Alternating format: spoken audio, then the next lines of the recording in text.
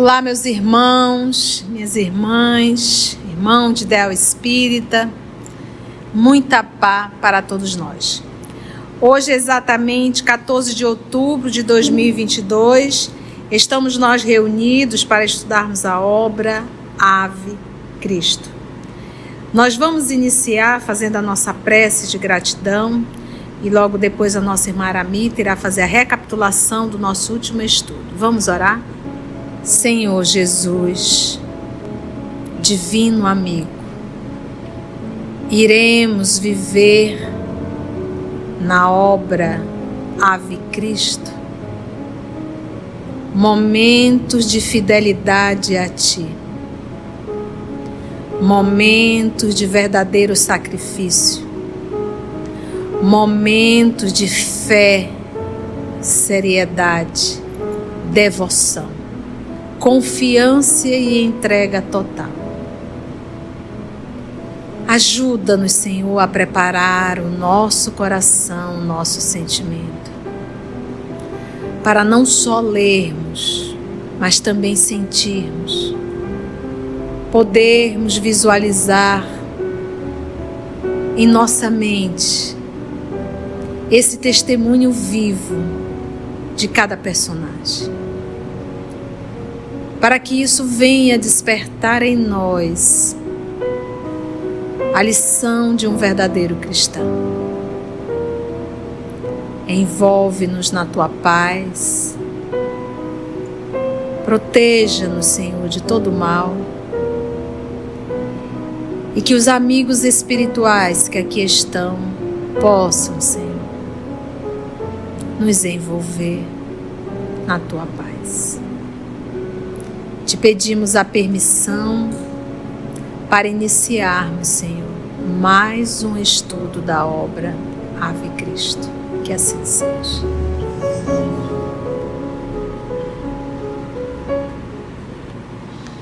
Em nosso último estudo, Helena, dando prosseguimento ao seu plano, procurou o preposto de César, o Ignácio Valeriano, para falar sobre os cristãos, e falou que tinha uma aglomeração de cristãos que se encontravam, né, e que o liberto dela, o Teódulo, sabia onde era e que ele se dispunha a levá-los. Então, o Teódulo foi com o Liberato Munício e adentrou na reunião após a prece, a finalização, e deu ordem de prisão aos cristãos, ou pediu que eles abjurassem. E o Lucano Vestino disse que não podia abjurar, e ele bateu no Lucano, e aí as mulheres começam a chorar e o Lucano vai se dirigir a elas. Estamos nesse encontro da prisão dos cristãos, dos 20 que estavam na casa do Lucano Vestino. Ok, Mita, gratidão. Tornou Lucano com simplicidade e calma, que ele foi convidado a renegar. Renega os teus sortilégios, feiticeiro. Abjura ou sentirás o peso da minha decisão? Não posso alterar minha fé. O punho cerrado do cruel interlocutor desceu sobre o rosto venerável. Vestino cambaleou, mas, amparado por 2 irmãos que se apressaram a socorrê-lo, recompôs a fisionomia, enxugando o filete de sangue que a pancada lhe provocara num dos cantos da boca. Lívia, Lucina e Prisca, as mulheres mais jovens do recinto, prorromperam em pranto. Choraram muito. Contudo, o ancião, retomando a palavra, confortou-as, exclamando: Filhas, não chorem por nós. Choremos pelos nossos perseguidores, orando por eles. Haverá maior desventura que a de confiar-se alguém ao engano do poder para acordar nos braços terríveis da morte? Nas edições mais antigas, você vai encontrar a fala do seu Vestino assim: Filhas, não choremos por nós. Não chorem por nós era eles não chorarem pelos dois. Não choremos, ele e o seu Vestino se coloca numa situação, tanto ele quanto o pai da Lívia, não vamos também chorar por nós, né? Se inserindo também nisso. Não vamos nos desesperar, não vamos nos entristecer com o que está acontecendo. Não choremos por nós, choremos pelos nossos perseguidores. É aquela fala que temos aprendido. Não se entristeça de ser perseguido, mas se entristeça muito de ser o perseguidor. Não se entristeça de ser a vítima, mas se entristeça muito de ser o algoz. Esse sim é o movimento de um verdadeiro cristão, porque o perseguidor e o algoz é alguém que está arrumando débito com a lei e que terá que prestar conta disso. Então ele disse, se tem alguém que tem que chorar aqui, meninas, não somos nós, mas os nossos algozes. Então não fique triste se alguém está te perseguindo, se alguém está te fazendo mal. Não fique triste se você foi abandonado, ou seja lá o que tenha acontecido na sua vida. Entristeça muito se você fez isso com alguém. Então esse é o movimento. Então, uma vez a gente passando por situações dolorosas na nossa vida, a gente diz assim, vou tirar a lição, isso aqui é para eu crescer, para eu me tornar um ser humano melhor.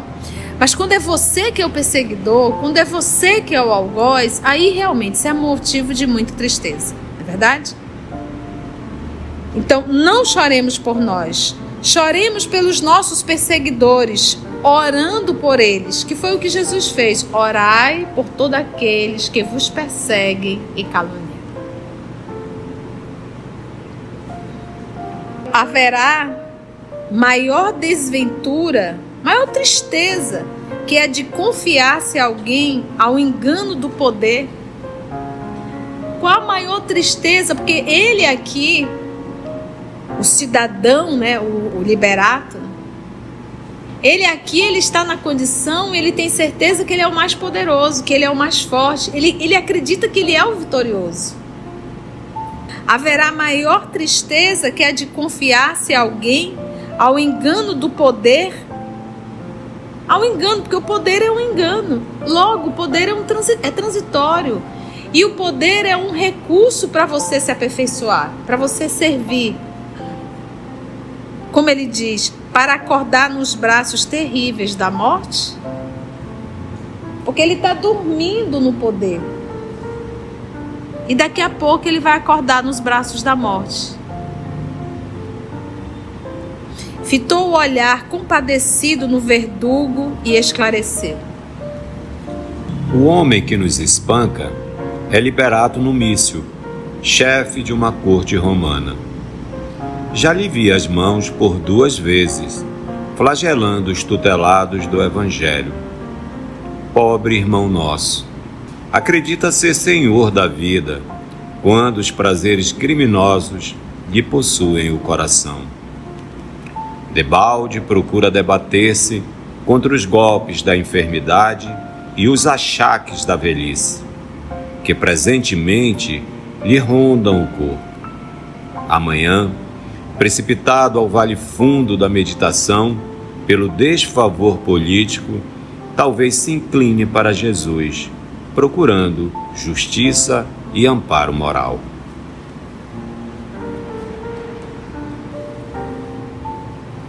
O homem que nos espanca é Liberato Numício. Ele é chefe de uma corte romana. Já lhe vi as mãos por 2 vezes, flagelando os tutelados do Evangelho. Pobre irmão nosso.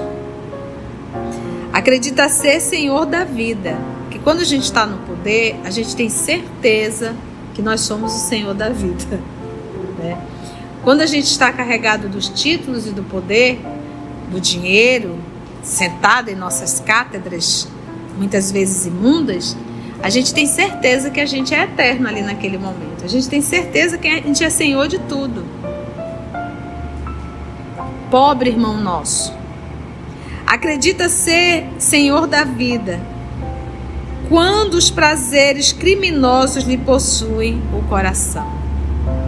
Ele acha que ele é senhor da vida, mas os prazeres criminosos são donos dos sentimentos dele. Ele é quase que escravizado por desejos criminosos. Em vão procura debater-se contra os golpes da enfermidade. Olha aqui, Lucano já falando e vendo nele. E os achaques da velhice. Então ele não é tão jovem. Que presentemente lhe rondam o corpo. Amanhã, precipitado ao vale fundo da meditação pelo desfavor político, talvez se incline para Jesus, procurando justiça e amparo moral. Os companheiros de Numício ouviam estupefatos. O agente de Valeriano em vão tentou reagir. Forças intangíveis imobilizavam-lhe a garganta. Lucano, de semblante iluminado pela fé, prosseguiu em voz firme. É possível que os perseguidores nos imponham a morte. Talvez sejamos conduzidos de imediato aos mais aflitivos testemunhos. Fez breve pausa e continuou, voltando-se para os amigos. Não temamos, porém, a visitação do martírio. Todos fomos chamados a seguir nosso Senhor, de cruz pesada aos ombros doloridos. O Calvário está erguido, o madeiro jaz levantado, a flagelação continua. Ufanemo-nos da nossa condição de sirineus do eterno amigo. É uma honra morrer pelo bem em um mundo em que o mal ainda reina vitorioso. Envergonhar-nos-íamos da felicidade ao lado de tantos corações sepultados na miséria, na escravidão e no sofrimento. Tudo passa. Os imperadores que nos humilharam, ensoberbecidos com as pompas do triunfo, nunca refletiram nos pesadelos que os aguardavam no sepulcro. Hoje, nossos adversários nos reduzem a carne a lodo sangrento. Mas o Espírito do Senhor, renovando o mundo para a felicidade eterna, espalhar-nos-á as cinzas sobre o campo em que eles, desorientados e desditosos, se guerreiam inutilmente. Agora são dominadores empinados ao trono da ilusão que os subjuga. Todavia, depois, esmolarão a paz, carregando as úlceras da mendicância em plena casa de Deus. Infelizes. Para eles, a luta na terra ainda significa o mergulho em lama dourada. Atropelam-se uns aos outros, disputando o túmulo em que os seus sonhos de grandeza se reduzem a punhados de pó. Matam-se mutuamente na aquisição do ódio em que se anulam. Despedaçam-se em concursos de sangue para incorporarem a ruína aos seus dias escuros. Choremos assim por eles. Deploremo-los. Quanto tempo gastarão para conseguirem aquecer a própria alma ao sol da fé? Não temamos, porém, a visitação do martírio. Isso muito serve bastante para a nossa vida. É aquilo que a gente fala, um dia nós vamos ser chamados ao testemunho, um dia o nosso corpo vai adoecer, um dia a gente vai ao médico e vamos ter um resultado que a gente não gostaria, um dia vai morrer um filho, uma filha, um pai, uma mãe, um irmão, uma irmã. Nós seremos o esposo, a esposa. Não temamos, porém, a visitação do martírio, porque aqui ele está sendo flagelado e vai ser morto de forma muito dolorosa. Nós ainda não somos chamados a esse tipo de testemunho, porque nós não temos moral para isso. Nós não temos maturidade nem idade espiritual para isso. Nós não temos. Não temos capacidade para isso. Aqui nós estaríamos naquela condição daqueles que com dinheirinho, fugiram, foram embora, se livraram, não é verdade? Esses que ficaram já são espíritos mais adultos que já estão prontos para dar esse testemunho. Mas nós seremos chamados a um martírio menor, que são as dificuldades, as traições, a solidão, todo e qualquer tipo de movimento. Então, não fique desesperado por isso. Não se entristeça, não tenha medo. Não temamos, porém, a visitação do martírio. Todos fomos chamados a seguir o nosso Senhor. E o nosso Senhor estava de cruz pesada aos ombros doloridos. Jesus não nos chamou para segui-lo sentado em um cavalo ou dentro de uma biga romana a desfilar com louros. Não. Quando ele nos chamou e nos chama, é exatamente nesse movimento, com uma cruz pesada aos ombros que já estavam doloridos. O Calvário está erguido, o madeiro jaz levantado, a flagelação continua. Ufanemo-nos, vamos nos vangloriar, nos alegremos realmente da nossa condição de sirineus do eterno amigo. O que o sirineu fez foi aquele que praticamente foi jogado para carregar ali um pouco a cruz do nosso Senhor Jesus, né? Condição de um sirineu. Alegremos-nos da nossa condição de sirineus do eterno amigo. É uma honra morrer pelo bem num mundo em que o mal ainda reina vitorioso. E ainda reina.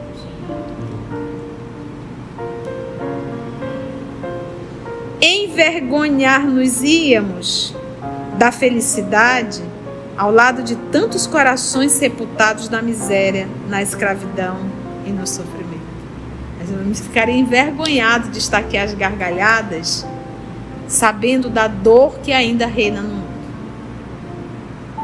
Tudo passa. Os imperadores que nos humilharam, ensoberbecidos, ou seja, vaidosos com as pompas do triunfo, nunca refletiram nos pesadelos que os aguardavam no sepulcro. Nunca imaginaram, né? Que é isso? A gente faz o mal hoje e a gente não para refletir que nós teremos que fazer o acerto de conta. Não existe um mal que a gente faça na face da terra que a gente não vai ter que acertar a conta. Parece tão repetitivo isso que a tia vem falando. Eu digo, eu estou 30 anos falando isso. Mas não são 30 anos falando isso, são mais de 2.000 anos falando isso, e a gente não aprende essa lição.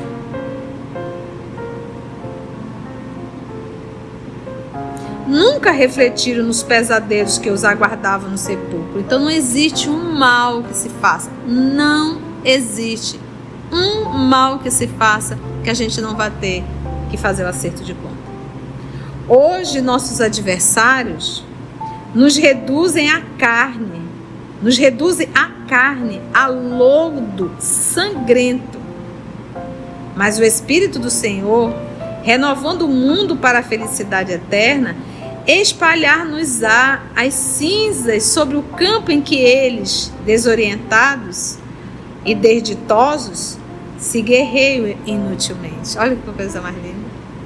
E se o cristianismo hoje está aqui, gente, foi através desses pioneiros aqui, que não desistiram.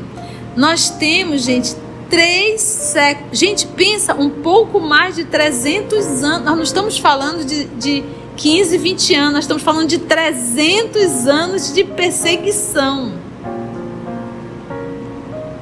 300 anos. E é bom gente morrer, é bom gente morrer, é bom gente morrer, e é bom gente... Das formas mais absurdas que tu possa ver. Olha aqui como eles vão desencarnar. E aqui nós estamos em que ano, Mita? 200 e quanto? 51.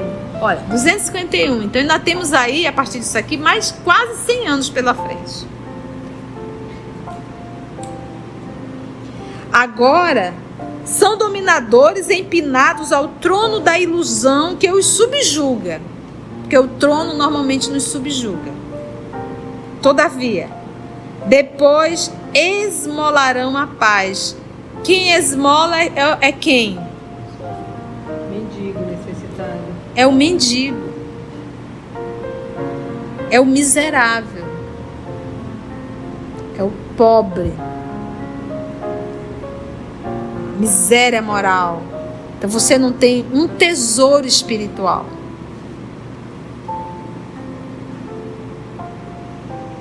Esmolarão a paz, carregando as úlceras da mendicância. Olha aí, mendicância é quem? Mendigo. É o mendigo, é aquele que vai implorar a ajuda de A e de B. Implorar com as mãos estendidas. Alguém, por favor, me ajuda. Eu não aguento mais. Mendicância. E é interessante quando diz: esmolarão a paz, carregando as úlceras da mendicância, em plena casa de Deus. E aí volta a parábola do filho pródigo. Como é que a gente consegue ser um miserável estando na casa do próprio pai? O que leva uma criatura a ficar numa condição de miséria total? Nesse processo como ele bem coloca aqui, da mendicância. Em plena casa de Deus. Infelizes. Para eles, a luta na terra ainda significa o mergulho em lama dourada. É dourado? É, mas é uma. Atropelam-se uns aos outros, disputando o túmulo em que os seus sonhos de grandeza se reduzem a punhados de pó. Matam-se mutuamente na aquisição do ódio em que se anulam. Despedaçam-se em concursos de sangue para incorporarem a ruína aos seus dias escuros. Choremos assim por eles, deploremo-los. Quanto tempo gastarão para conseguirem aquecer a própria alma ao sol da fé? Em seguida, porque o silêncio pesasse, Vestino afrontou o olhar covardado de Numício e exclamou: Dá trabalho aos teus cooperadores. Se tens a missão de abrir-nos a porta da masmorra, não te detenhas. O espírito do Evangelho brilha acima do cárcere.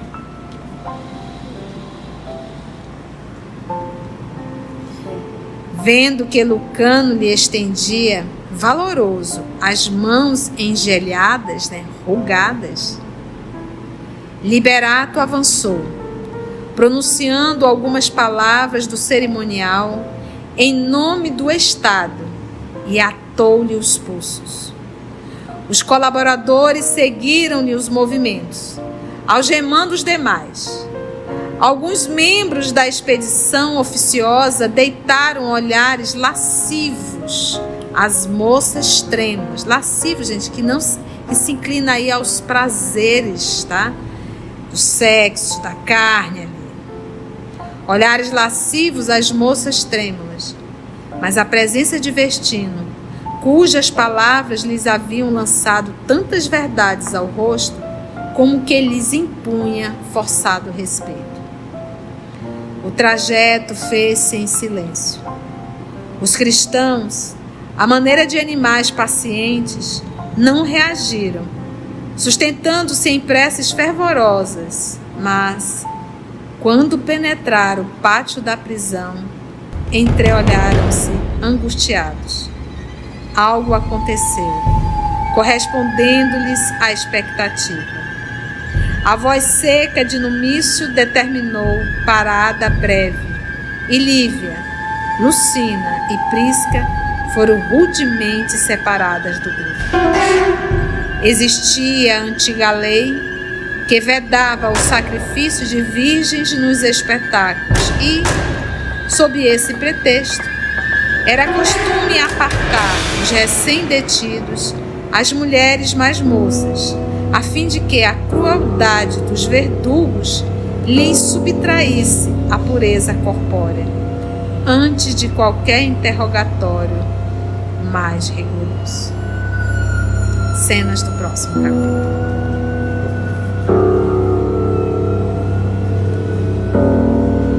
Então, vamos ver qual vai ser agora o destino de Lívia, Lucina e Prisca.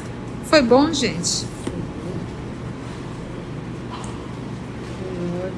E assim agradecemos a Deus, nosso Pai.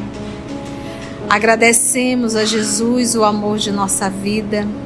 E agradecemos aos amigos espirituais aqui presentes. Graça te damos, Senhor.